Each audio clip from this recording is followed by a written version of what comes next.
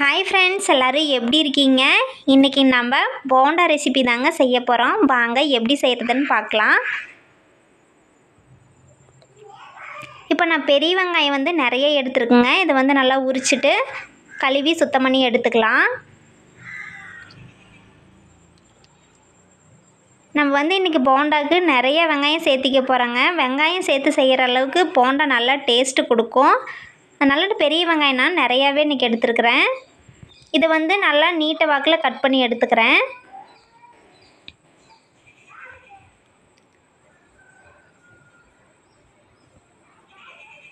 உங்களுக்கு இந்த வீடியோ பிடிச்சிருக்கு அப்படின்னா, நாங்கள் போடுற வீடியோ உங்களுக்கு யூஸ்ஃபுல்லாக இருக்குது அப்படின்னா, நீங்கள் சேனலை சப்ஸ்கிரைப் பண்ணிக்கோங்க.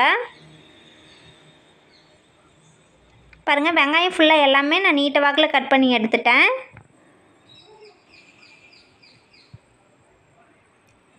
அடுத்து கருவேப்பிலையும் கொத்தமல்லியும் நல்லா க்ளீன் பண்ணிவிட்டு எடுத்து வச்சுருக்கிறேன்.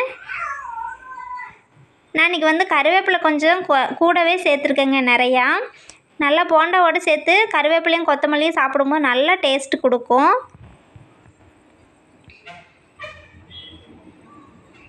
கருவேப்பிலை சின்ன சின்னதாக கட் பண்ணிக்கலாம்.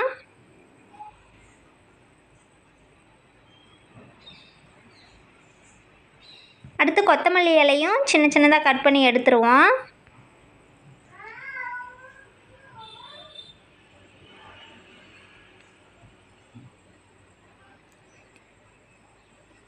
இப்போ நான் போண்டாவுக்கு தேவையான அளவுக்கு நான் டேஸ்ட்டுக்கு தகுந்த கல்லுப்பு தாங்க சேர்த்துருக்குறேன். ஃபஸ்ட்டு பாத்திரத்தில் கல்லுப்பு போட்டு தண்ணி சேர்த்துக்கிறேன். உப்பு நல்லா கரையிட்டும். ஒரு 5 நிமிஷம் கழிச்சிட்டு இப்போ மாவு சேர்த்துக்கலாம். நான் இன்றைக்கி 1/2 கிலோ அளவுக்கு கடலை மாவு எடுத்துருக்கிறேன்.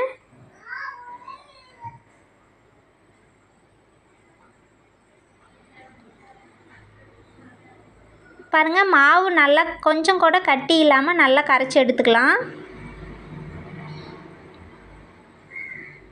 இப்போ நான் 1 ஸ்பூன் அளவுக்கு சில்லி பவுடர் எடுத்துருக்கிறேன். 1/4 டீஸ்பூன் அளவுக்கு சோடா உப்பு எடுத்துக்கிறேன்.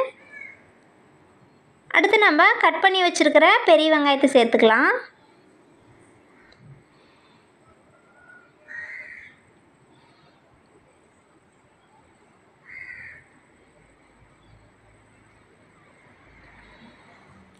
இப்போ கட் பண்ணி வச்சுருக்கிற கொத்தமல்லி கருவேப்பிலையும் சேர்த்துக்குவோம்.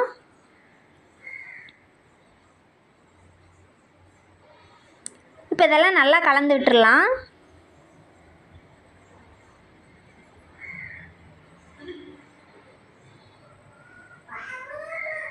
பாருங்கள், நல்லா கலந்து விட்டுட்டு இப்போ நீங்கள் உப்பு காரம் டேஸ்ட் பண்ணி பாருங்கள். பத்தலைன்னா மறுபடியும் கூட கொஞ்சம் சேர்த்துக்கலாம். அவ்வளோதாங்க. இப்போ நல்லா கலந்து எடுத்துக்கலாம். இப்போ வாணலியில் எண்ணெய் வச்சுட்டா நல்லா சூடாயிடுச்சு எண்ணெய். இப்போ நம்ம கலந்து வச்சுருக்கிற மாவு சேர்த்துக்கலாம்.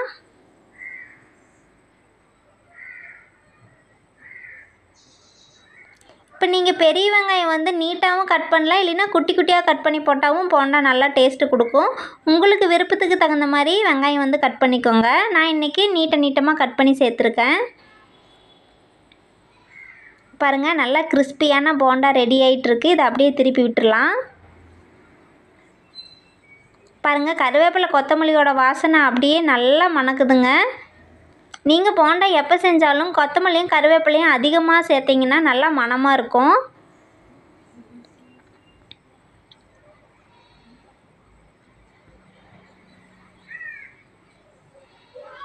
அவ்வளோதாங்க. 2 பக்கம் திருப்பி விட்டு நல்லா போண்டா இப்போ ரெடி ஆகிடுச்சு.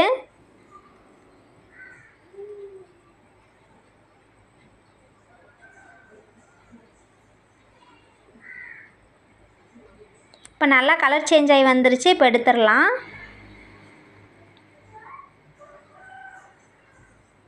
அவ்வளோதாங்க, நம்ம வீட்லேயே 5 நிமிஷத்தில் ரொம்ப கிறிஸ்பியான போண்டா ரெடி ஆகிடுச்சு.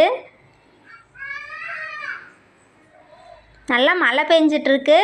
டீ கூட வச்சு போண்டா சாப்பிட்டா செம்ம டேஸ்ட்டாக இருக்கும். நீங்களும் செஞ்சு பார்த்துட்டு எப்படி இருக்குன்னு கமெண்ட் பண்ணுங்கள்.